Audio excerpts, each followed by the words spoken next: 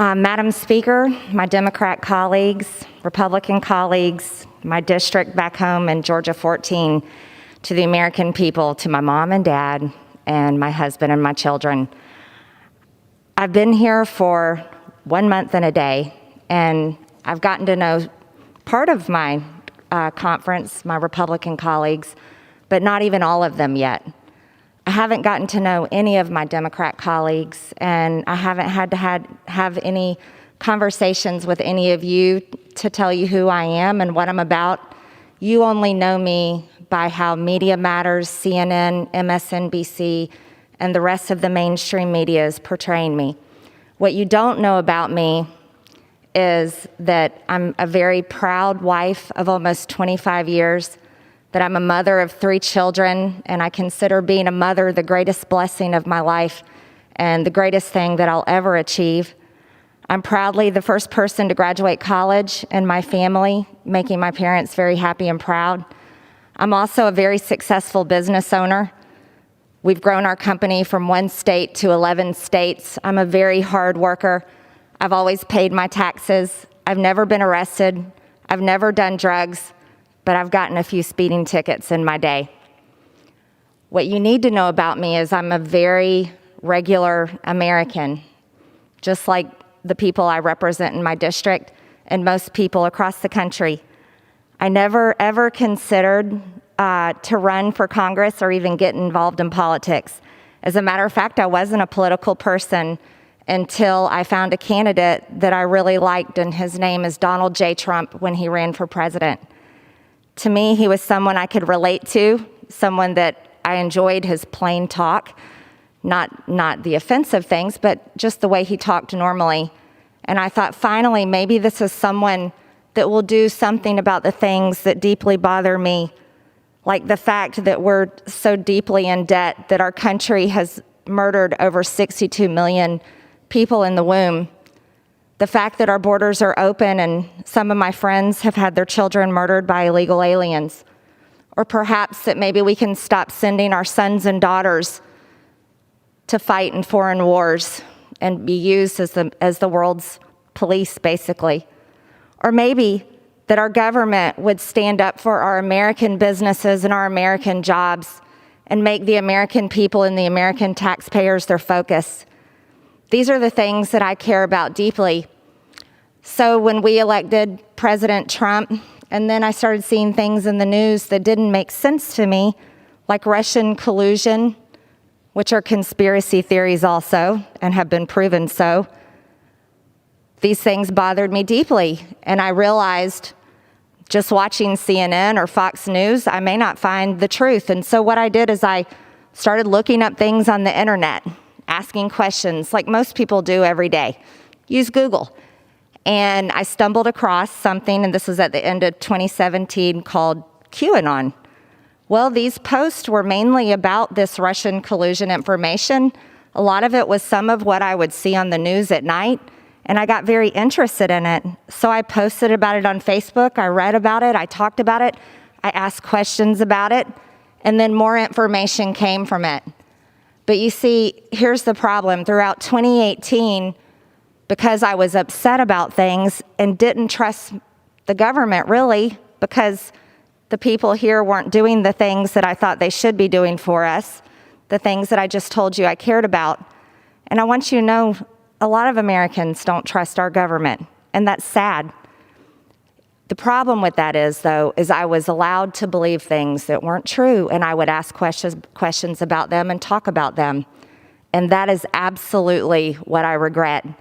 Because if it weren't for the Facebook post and comments that I liked in 2018, I wouldn't be standing here today, and you couldn't point a finger and accuse me of anything wrong, because I've lived a very good life that I'm proud of, my family's proud of, my husband's proud of, my children are proud of, and that's what my district elected me for.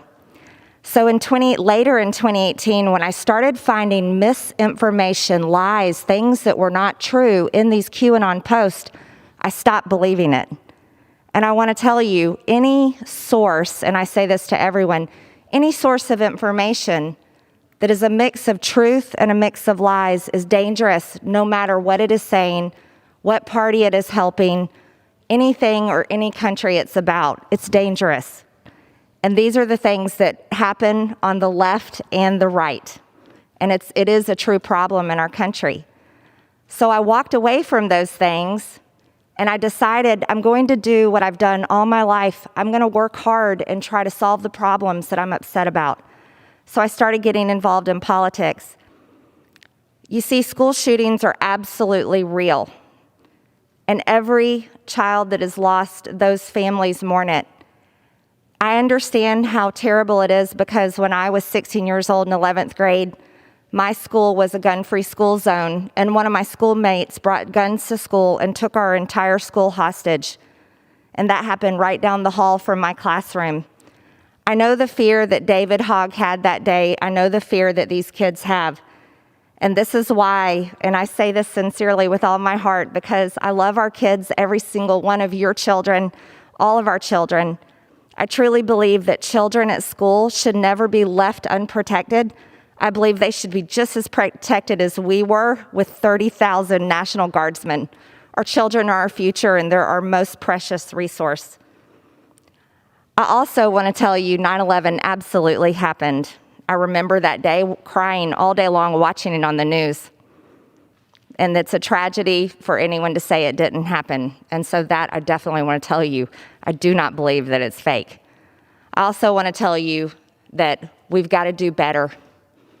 You see, big media companies can take teeny tiny pieces of words that I've said, that you have said, any of us, and can portray us into someone that we're not.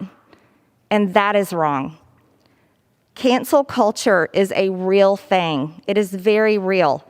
And when big tech companies like Twitter, you can scroll through and see where someone may have retweeted porn, this is a problem. This is a terrible, terrible thing.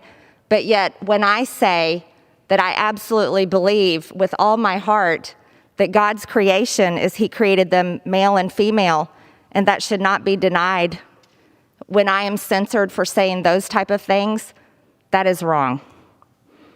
You see, here's the real situation. I decided to run for Congress because I wanted to help our country. I want Americans to have our American dream. I want to protect our freedoms.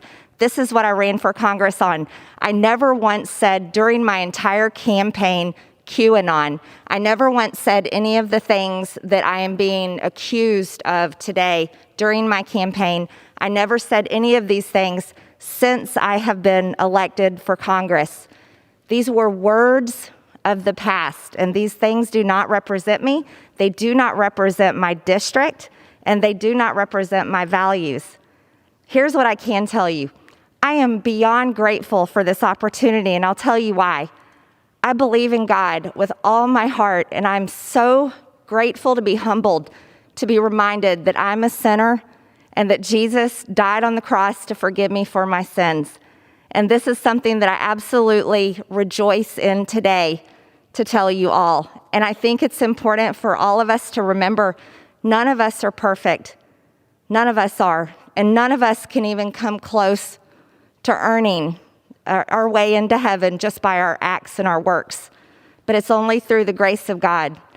And this is why I will tell you, as a member of this Congress, the 117th Congress, I'm a passionate person. I'm a competitor. I'm a fighter.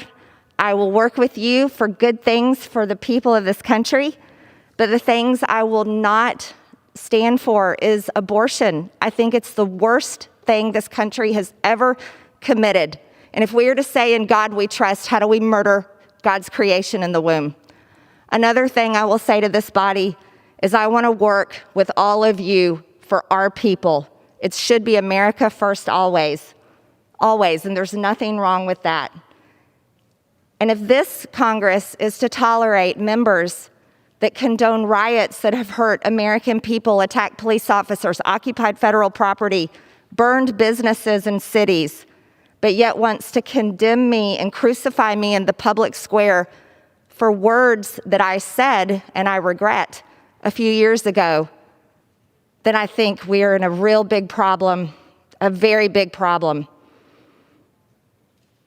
What shall we do as Americans? Shall we stay divided like this? Will we allow the media that is just as guilty as QAnon of presenting truth and lies to divide us?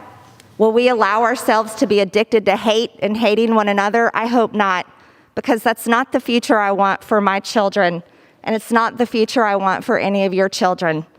I yield back my time. Thank you.